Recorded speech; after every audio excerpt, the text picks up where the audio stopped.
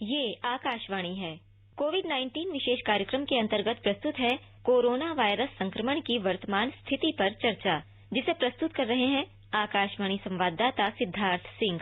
इस कार्यक्रम में आमंत्रित स्वास्थ्य विशेषज्ञ हैं डॉक्टर नीरज गुप्ता। नमस्कार श्रोताओं, आकाशवाणी के समाचार सेवा प्रभाग द्वारा कोरोना जागरूकता श्रृंखला के इस विशेष कार्यक्रम में आपका स्वागत है।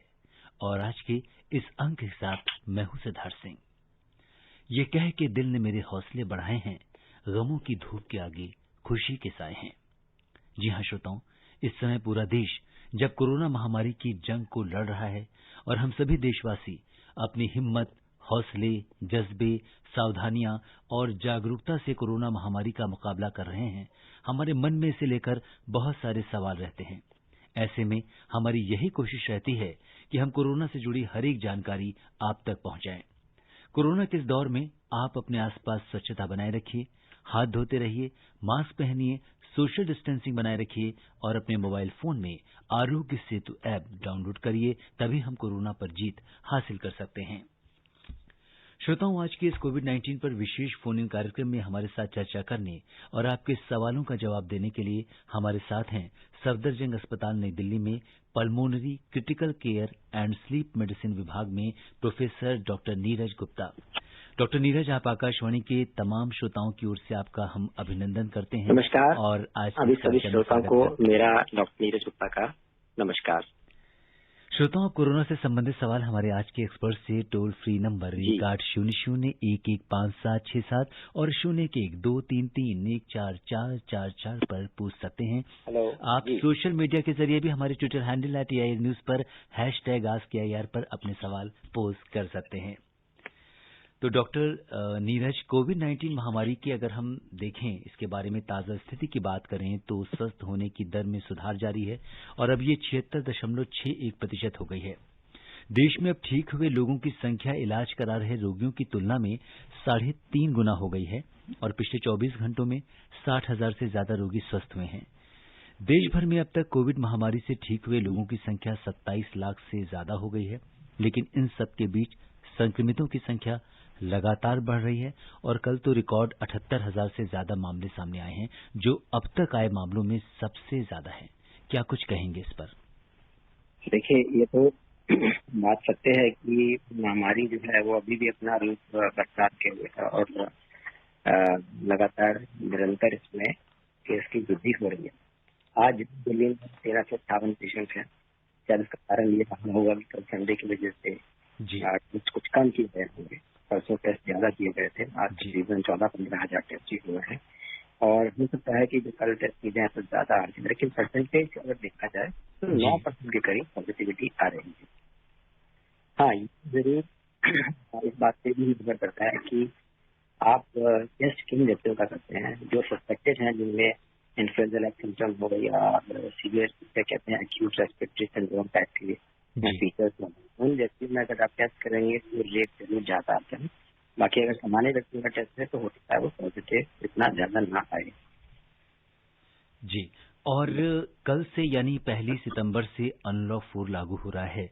गृह मंत्रालय ने कंटेनमेंट जोन के बाहर के क्षेत्रों में और गतिविधियां खोलने के नए दिशा निर्देश जारी किए हैं। अब पहले से ज्यादा छूट मिलेगी। मेट्रो सेवा भी कुछ शर्तों के साथ 7 सितंबर से शुरू हो रही है और अब सिर्फ स्मार्ट कार्ड से ही मेट्रो का सफर किया जा सकता है। किस तरह की सावधानी की जरूरत होगी डॉक्टर नीरज अनलॉक 4 में? देखिए, अनलॉक करना तो आवश्यक है क्योंकि आर्थिक आदमी की हो, समाज की हो या देश की हो, वो नेचुरल जो आर्थिक समस्या है उसका कभी ना कभी बड़ा हेतु आपको सामान्य जीवन को करना ही पड़ेगा, जिसके लिए सरकार की कोशिश है कि धीरे धीरे हम सभी चीजों को नॉर्मल किया जा सके और इसी आगे बढ़ने के लिए ही ये मेट्रो का शुरू होना या जो स्टूडेंट्स घर में रहते हैं और जिनको शायद गाइडेंस की आवश्यकता होती है, उनको अब स्कूल जाने की या कॉलेज जाने की परमिशन, रिसर्च की परमिशन।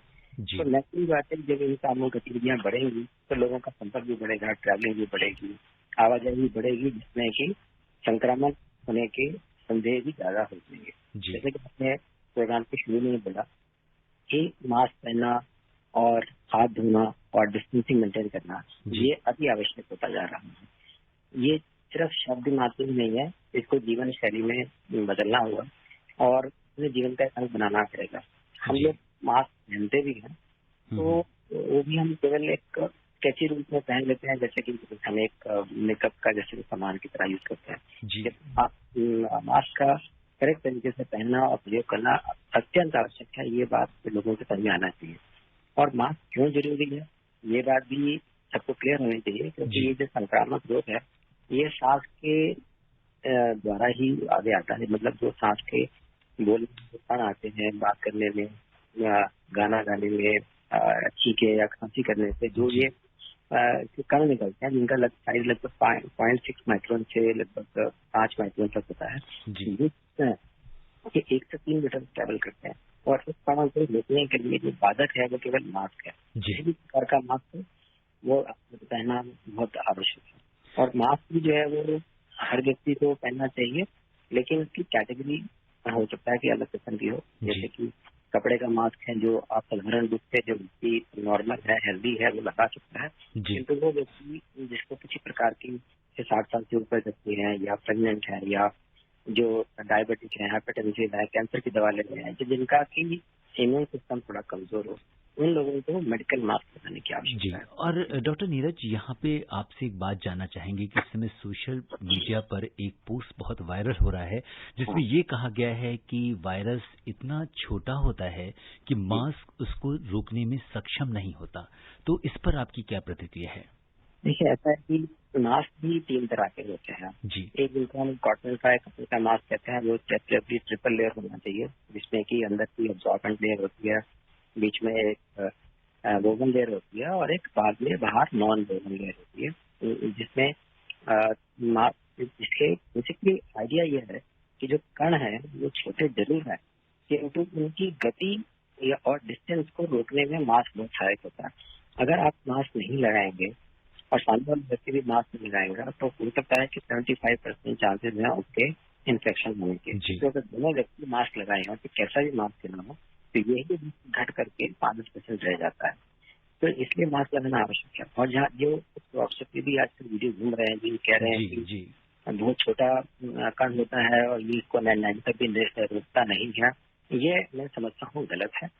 N95 सक्षम मास्क होता है और इसको रोकने में सक्षम है और ये लगाना अत्यंत आवश्यक है, स्पेशली वो व्यक्ति जो हेल्थ केयर वर्कर जिनको की एरोसॉल प्रोडक्शन जहाँ पे जैसे कि सैनिटाइज कर रहे हैं, ENT एग्जामिनेशन है, डेंटल एग्जामिनेशन है, इंट्यूबेशन है, ICU है, ऐसे सेटिंग में जहाँ पे कण बहुत ज्यादा मात्रा में प्रोड्यूस होते हैं जी, वहाँ पर ये मास्क लगाना तो अत्यंत आवश्यक है। और डॉक्टर नीरज, एक बात आपसे और पूछना चाहेंगे कि जैसे आजकल कोरोना के मामले काफी बढ़ रहे हैं और बहुत सारे लोग होम आइसोलेशन में हैं, तो अगर किसी घर में कोई कोरोना का संक्रमित अगर होम आइसोलेशन में है तो उसके परिवारजन जो उसकी देख रेख कर रहे हैं उन्हें किस प्रकार के मास्क की जरूरत है? देखिए, उसके लिए अगर आपके पास में ट्रिपल लेयर मास्क है तो वो बहुत अच्छा है। जरूरत है कि आप उस व्यक्ति से कोई सोशल डिस्टेंस रखें, यानी कि वो व्यक्ति अगर कमरे में आइसोलेटेड है, कमरे में बंद है, उसके पास सेपरेट टॉयलेट है और आप जो है उसके कपड़े, उसके जो क्वेश्चन है या उसके जो संक्रमित वस्तुएं हैं उनको आप प्रॉपर तरीके से आप सैनिटाइज कर देते हैं, जैसे गर्म पानी में उनके कपड़े धो देते हैं, उनके बर्तनों को प्रॉपर तरीके से वो करते हैं, तो ये बहुत कम चांस होते हैं दूसरे व्यक्ति तक पहुंचने के। और दूसरा ये भी है कि बुखार होने के 9 दिन के पश्चात ये कीटाणु बहुत कम सक्रिय होता है और इसकी संभावना बहुत कम हो जाती है। तो ये भी एक कारण है कि आप अगर आइसोलेशन 10 दिन के लिए भी अपने आप को प्रिवेंट कर पाते हैं, कॉन्टेक्ट प्रिवेंट कर पाते हैं, तो हो सकता है कि आप इससे बचे रहें। जी, और इस बीच हमारे बहुत सारे श्रोता हैं जो कार्यक्रम से जुड़ रहे हैं। सबसे पहले हम महाराष्ट्र में ठाणे का रुख करेंगे, जहां से हनीश ठाकुर जी हमारे साथ कार्यक्रम में जुड़ चुके हैं। जी ठाकुर जी, नमस्कार। हेलो, नमस्ते सर। जी नमस्कार। मैं सर डॉक्टर साहब को भी नमस्ते करता हूँ। ठाकुर साहब नमस्ते। नमस्ते सर। सर मुझे सवाल पूछना है, जैसे कि सर मैं ब्लाइंड हूँ। हाँ, तो सर मैं तो अभी तो किधर जा नहीं रहा हूँ बाहर, मैं सर स्टूडेंट हूँ, तो मेरा उम्र सर 14 साल का है। हाँ, तो सर मैं 8वीं कक्षा में पढ़ता हूँ। जी जी। तो मुझे पूछना है सर, जैसे कि मैं तो अभी किधर बाहर नहीं जा रहा, तो घर में रह रहा हूँ, मैं सभी सावधानी का पालन कर रहा हूँ जी। हाँ, तो सर मुझे कोरोना वायरस हो सकता है क्या? और सर दूसरा सवाल है, जैसे कि मेरा पापा है, हाँ मेरे पापा का सर हार्ट का ऑपरेशन हुआ है, बाईपास सर्जरी। हाँ तो सर उनके लिए क्या क्या ये चाहिए सावधानी? जी जी तो पहला प्रश्न ये है कि आप जी डॉक्टर साहब, मैं प्रश्न दोहरा देता हूँ। सबसे पहले ये है प्रश्न। जी जी बिल्कुल, मैं इनका प्रश्न का उत्तर देना चाह रहा था। ये कि 14 साल के हैं ये और ब्लाइंड है, स्टूडेंट है, 8वीं कक्षा के छात्र हैं और घर में रहते हैं। तो ये वैसे तो ये कहा जाता है कि 18 साल से जो कम उम्र के व्यक्ति हैं उनको इस बीमारी का प्रकोप कम है, किंतु ये बीमारी किसी भी व्यक्ति को स्पेयर नहीं करती है, किसी भी उम्र में हो सकती है। किंतु अधिकतर पाया गया है कि 18 साल से कम व्यक्तियों में बीमारी का प्रकोप बहुत कम होता है। जी। किंतु ये कह देना कि बिल्कुल सुरक्षित ये नहीं है, इसके ये जो घर में रहे प्रिकॉशन ले, ये इसी प्रकार से अपनी जारी रखें। जहाँ तक उनके पिताजी का संबंध है, जिनको अभी हार्ट का ऑपरेशन हुआ है, तो ये तो बहुत आवश्यक है कि वो अपने आप को इससे बचा के रखें। जो यूनिवर्सल प्रिकॉशंस आपने बताई हैं, उनके अलावा अगर बाहर से कोई वस्तु आती है, जैसे बाजार सब्जी है, दूध है, बाकी आइटम्स है, उनको भी आवश्यक है कि वो प्रॉपर तरीके से सैनिटाइज की जाए प्रयोग करने से पहले। और हैंड वॉशिंग बहुत इंपॉर्टेंट एस्पेक्ट है, जो ये सच में अपना हाथ प्रक्षालन करते रहे, हाथ धोते रहे, जिससे ये जो अगर इनका किसी संपर्क होता भी है तो वो उसका मतलब कहने का कि संक्रमण होने का संदेह कम होता जाता है। सबसे इम्पोर्टेंट चीज ये है कि ये जो कीटाणु है ये सांस की नलकी यानी कि नाक, मुंह और आंखों के जरिए प्रवेश करता है। तो उसका कुछ पर्टिकुलर कारण है कि वैसे ही क्यों है। तो अभी हम हाथ धोकर अपने चेहरा टच करें या उसको मास्क लगाएं, ताकि हम जो है उस चेहरे को बार बार टच ना करें, जो कि एक साधारण व्यक्ति दिन में कम से कम 60-70 बार करता है, तो हमारा उसका कीटाणु का प्रवेश करने का रास्ता बंद हो जाता है। तो अगर ये हम प्रिकॉशन रखें तो जरूर हम उससे बच सकते हैं। जी बिल्कुल। और इस बीच हमारे साथ गाजियाबाद से यामीन जी जुड़ चुके हैं कार्यक्रम में। यामीन जी नमस्कार, कार्यक्रम में आपका स्वागत है। नमस्कार जी। जी डॉक्टर साहब को भी नमस्कार। मैं यामीन भाई रेडियो वाला चिरोड़ी से बोल रहा हूँ, गाजियाबाद के पास से। जी बताइए सर। मेरे को ये मालूम करना था, जैसे कि अगर हम किसी संक्रमित आदमी के साथ रहते हैं और हमें जानकारी नहीं है और हम एक ही बाथरूम, एक ही साबुन और एक ही तौलिया इस्तेमाल कर रहे हैं, क्या हम दूसरे संक्रमित हो सकते हैं?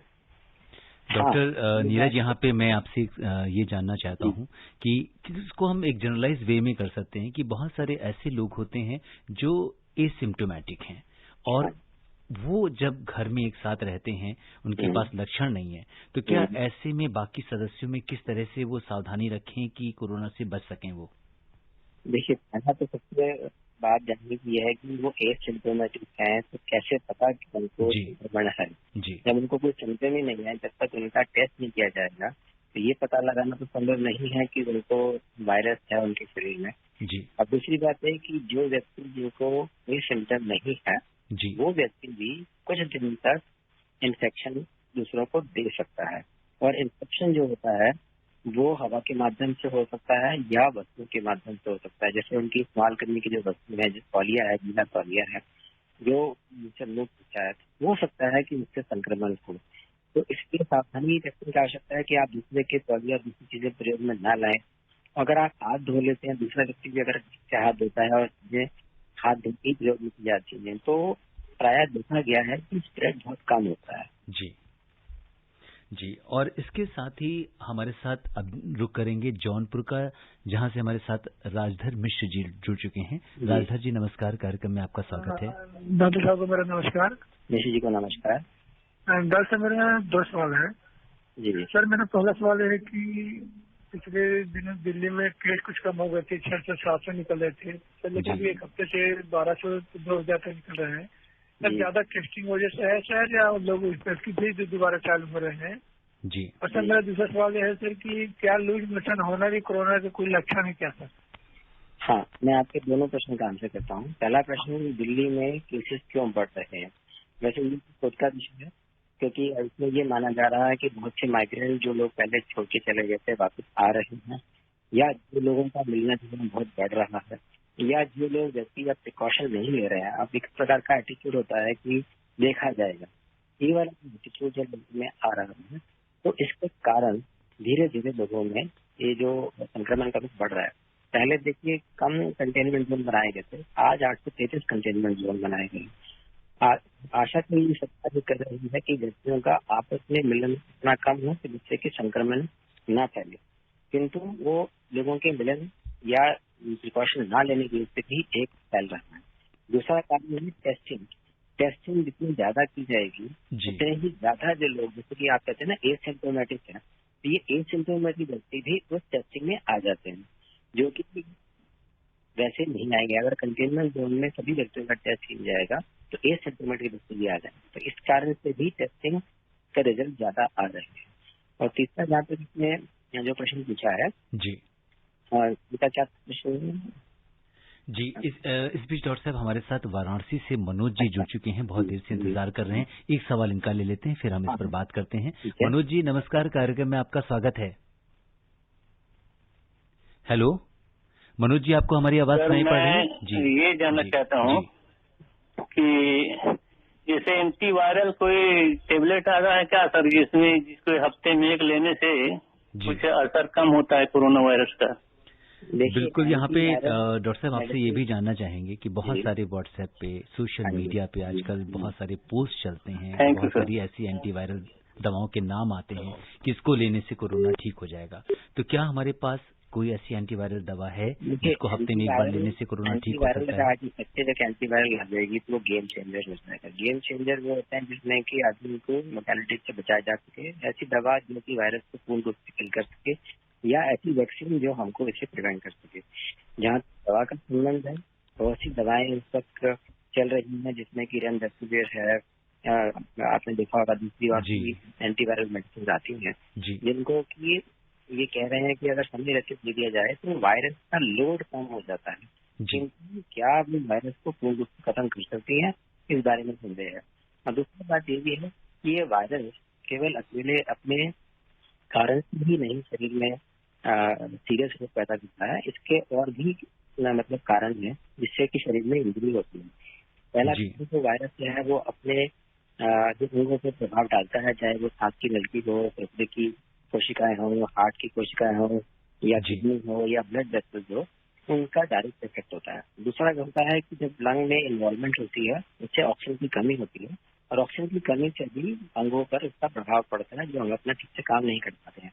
तो तीसरा कारण है कि जो एंडोथेलियल हमारी लाइनिंग होती है ब्लड वेसल्स की, खून की कमी होती है, उसको इन्वॉल्वमेंट की वजह से या क्लॉटिंग के कास्केड के एक्टिवेशन की वजह से भी ब्लड क्लॉटिंग बढ़ जाती है, और उस ब्लड क्लॉटिंग के इधर उधर स्प्रेड करने से खून की कोशिकाओं के बंद होने की वजह से हार्ट पे, किडनी पे, या ब्रेन पे, या किसी भी अंग पे इसका असर हो सकता है और डैमेज हो सकती है। और चौथा कारण और महत्वपूर्ण है कि जो शरीर में इम्यून रिस्पॉन्स होते हैं वो कभी कभी इम्यून रिस्पॉन्स कदर बढ़ जाते हैं, जिनको हम साइटोकाइन स्टॉर्म बोलते हैं, वो नुकसान ज्यादा करते हैं बजाय वायरस के, यानी कि हमारा इतना ही इम्यून सिस्टम हमारे शरीर को नुकसान पहुंचा सकता है।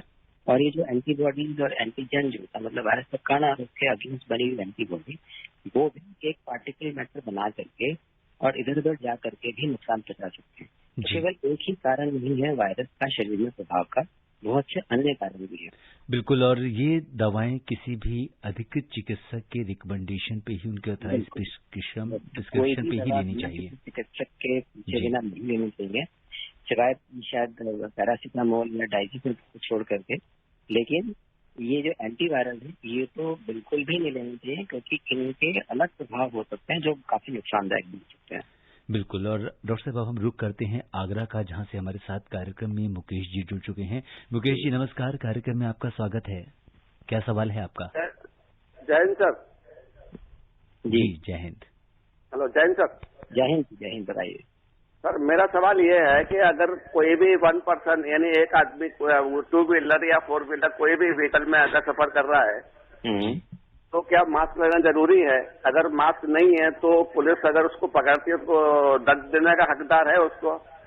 जी डॉक्टर नीरज, ये बहुत आम सवाल है। बहुत सारे लोग ये जानना चाहते हैं कि जब हम 4 व्हीलर में सफर करते हैं और एज एन इंडिविजुअल सफर करते हैं, अकेला यात्री अगर उसमें चालक ही है सिर्फ, तो उस समय कितना जरूरी है मास्क लगाना और कितनी संभावना होती है उस समय संक्रमण की? देखिए, अगर हम इसको टेक्निकल पॉइंट ऑफ व्यू से लें, अगर आप अकेले अपने व्हीकल में सफर कर रहे हैं, आपके शीशे बंद हैं, तो मेरा पर्सनल व्यू है कि इसमें मास्क लगाना आवश्यक नहीं है, क्योंकि आप उस एनवायरनमेंट में अकेले ही हैं।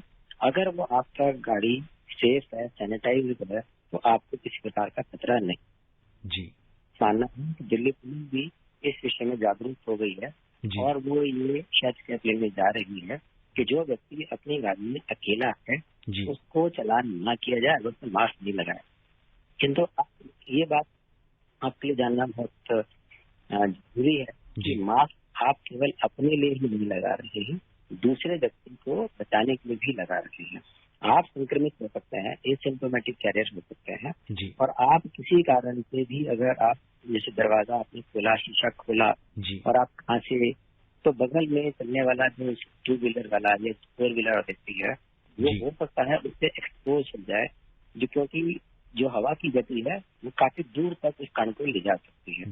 तो यही एक कारण रहा था कि लोगों से ये नियमित किया गया था कि आप गाड़ी में भी अगर आप जा रहे हैं तो मास्क लगाएं, अपने लिए नहीं दूसरे के लिए लगाएं। जी बिल्कुल, मास्क खुद की सुरक्षा ही नहीं बल्कि दूसरों की सुरक्षा भी करता है। और डॉक्टर साहब, बहुत सारे लोग ऐसे हैं जो कैब का इस्तेमाल करते हैं। जब हम कैब से जाते हैं तब हमें किस तरह की सावधानी, या किसी भी इस पब्लिक ट्रांसपोर्ट से जब हम ट्रैवल करते हैं, चाहे हम बस की बात करें, कैब की बात करें, ऑटो की बात करें, तो किस तरह की सावधानी रखनी चाहिए? देखिए, कैब या हो पब्लिक ट्रांसपोर्ट हो, उनको निर्देश तो ये दिए गए हैं कि आप एक व्यक्ति के बैठने के पश्चात उसको सैनिटाइज कीजिए। आप बैठने से पूर्व जरूर पूछिए कि क्या वो सैनिटाइज किया गया है। दूसरा, कैब में अक्सर एक प्लास्टिक की शीट लगा दी जाती है, ड्राइवर और उसके बीच में बैरियर लगा दिया जाता है ताकि उसकी सांस की या कण जो है उसको अगर वो बोलता है या खांसता है, छींकता है, तो वो आप तक ना पहुंचे। और तीसरा ये कि आप हमेशा मास्क लगा के रखिए। मास्क के विषय में एक बात थोड़ा सा जरूर बताना चाहूंगा कि आप मास्क लगाने से पूर्व हाथ धोइए। मास्क को अच्छे से ऐसे लगाइए कि आपकी नाक और चिन्ह उससे पूरा कवर होना चाहिए, और उसकी जो बाहरी सतह है उसको कभी मत छुइए। और अगर आपको उतारना है किसी कारणवश, जैसे कि आपको चाय पीनी हो, पानी पीना हो, खाना खाना हो, तो हाथ धो के कान के पीछे से जो उसका लूप होता है उसको लेकर के आप उसको उतारिए और उसको एक सेपरेट किसी थैली में रखिए ताकि वो किसी और को इन्फेक्शन ना दे सके। ये अत्यंत जानना आवश्यक है कि उसकी मास्क की आउटर सरफेस जो है, बाहरी सतह जो है, उस पे इन्फेक्शन हो सकता है जो दूसरों को भी जा सकता है। तो अपने दूसरों के बचाने के लिए मास्क का प्रॉपर यूज करना अत्यंत आवश्यक है। बिल्कुल डॉक्टर नीरज, जैसा कि आपने मास्क एटिकेट्स के बारे में बताया कि किस तरीके से मास्क हमको पहनना चाहिए, किस तरीके से उतारना चाहिए और किस तरीके से उसे हमें सेफ जगह रखना चाहिए। और अब हमारे साथ बलरामपुर से जिंकी तिवारी जी कार्यक्रम में जुड़ चुकी हैं। जिंकी जी नमस्कार, कार्यक्रम में आपका स्वागत है। अपना सवाल पूछिए। सर, स्वागत के लिए आपको बहुत बहुत धन्यवाद। सिद्धार्थ सर, राम राम।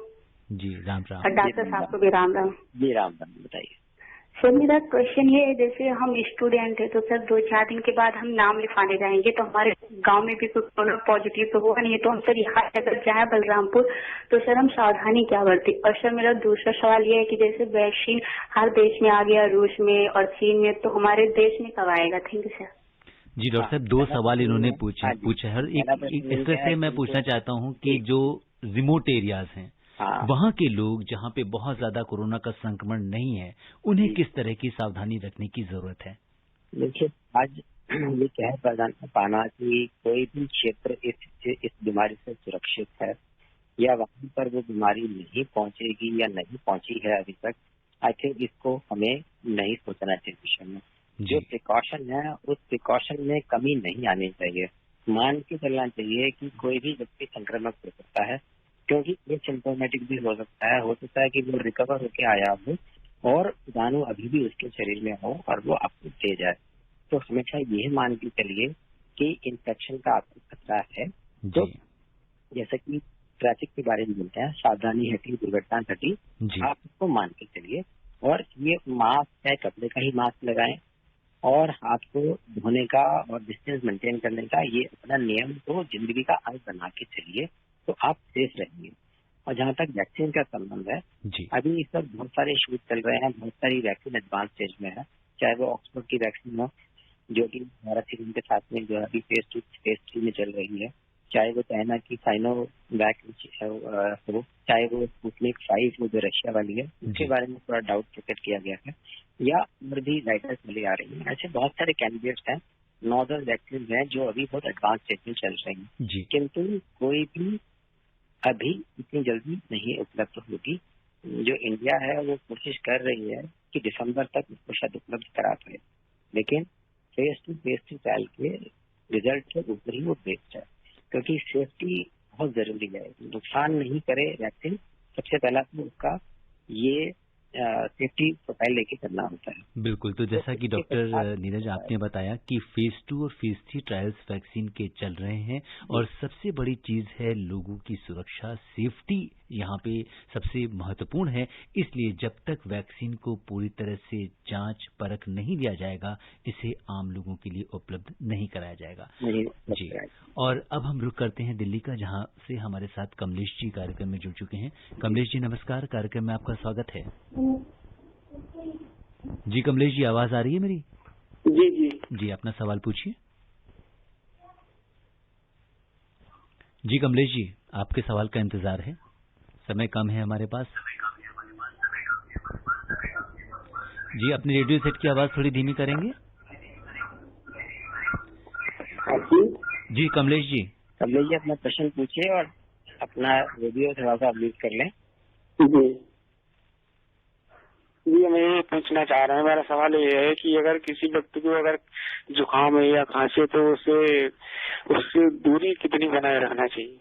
जी, और ये इस समय आजकल डॉक्टर नीरज, जैसा कि सीजन चल रहा है, खांसी जुकाम बहुत आम हो गया है बरसात के दिनों में, तो ऐसे में किस तरह की सावधानी बरतें अगर ऐसा हो जाता है हमें? तो देखिए, कोरोना की जो सिम्टम्स है उसमें प्रमुख सिम्टम है अपर रेस्पिरेटरी इन्फेक्शन, यानी कि गले का ड्राई खांसी होना, छींके आना, जुकाम होना, फीवर होना, फीवर ठंड लग सकती है, बदन दर्द हो सकता है।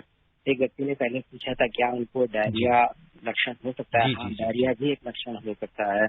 बदन दर्द, एग्जॉशन यानी कि बहुत ज्यादा थकावट, और अपर रेस्पिरेटरी सिम्टम यानी कि कॉफ या जुकाम खांसी, ये बहुत मानवीय लक्षण है जो कोविड पे हो सकते हैं। तो ये बहुत आवश्यक है कि ऐसा व्यक्ति जिसको इस तरह के लक्षण हो वो तुरंत एक तो डॉक्टर चला ले, मास्क लगाए, और ऐसे व्यक्ति से आप जितना आप कम से कम 2 मीटर की दूरी जरूर बनाइए, और अपने आप भी आप मास्क लगा के रखिए और हैंड वॉशिंग करिए। और उस व्यक्ति का जरूर जांच होनी चाहिए ये पता लगाने के लिए कि क्या उसको कोरोना इन्फेक्शन है, कोविड है, और अगर ऐसा है तो उसको कम से कम आइसोलेशन में, जब तक कि वो नेगेटिव नहीं हो जाता, सिम्टम फ्री नहीं हो जाता, तब तक उसको रहना आवश्यक है। जी हाँ, और अब समय इजाजत नहीं दे रहा कि हम इस चर्चा को आगे बढ़ाएं। चलते चलते डॉक्टर नीरज, आप आकाशवाणी के श्रोताओं को क्या 2-3 टिप्स जल्दी से देना चाहेंगे? देखिए, टिप्स मैं ये देता हूँ कि आपने जो सबसे पूर्व बताई बात, मास्क लगा देना, प्रॉपर तरीके से मास्क का प्रयोग करना, उसको ठीक से डिस्पोज करना, वो बहुत अत्यंत आवश्यक है। ऐसे ही चलते फिरते कहीं मास्क को मत फेंक दीजिए, आजकल रिसाइकलिंग भी हो जाती है और नुकसान भी हो सकता है। दूसरा, डिस्टेंस जितना आप अच्छी तरीके से मेंटेन कर सकते हैं वो करिए, और ये मत भूलिए कि आपके अगल बगल में कोई भी व्यक्ति कोरोना पॉजिटिव हो सकता है, तो आप अपने आप को सावधानी जरूर बरतिए, तो आप सुरक्षित रहेंगे। बिल्कुल डॉक्टर नीरज, आप कोविड-19 के इस विशेष कार्यक्रम से जुड़े और आपने हमारे श्रोताओं के प्रश्नों का उत्तर दिया, आपका बहुत बहुत धन्यवाद। आपका भी बहुत धन्यवाद। श्रोताओं, आज के अंक में बस इतना ही। चलते चलते आपसे यही कहेंगे, हो जाएगा सफर आसान, और साथ चल कर देखें, कुछ तुम बदल कर देखो, कुछ हम बदल कर देखें। आप स्वस्थ और सुरक्षित रहते हुए दूसरों को भी सुरक्षित रखें, इसी कामना के साथ दीजिए मुझे अनुमति। नमस्कार। कोविड-19 विशेष कार्यक्रम के अंतर्गत अभी आप सुन रहे थे कोरोना वायरस संक्रमण की वर्तमान स्थिति पर चर्चा, जिसे प्रस्तुत कर रहे थे आकाशवाणी संवाददाता सिद्धार्थ सिंह।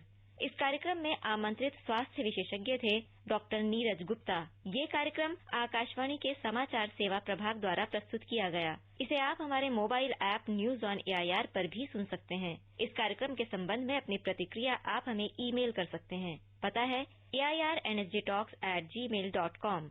ये कार्यक्रम फिर से सुनने के लिए लॉग ऑन करें हमारी वेबसाइट newsonair.com।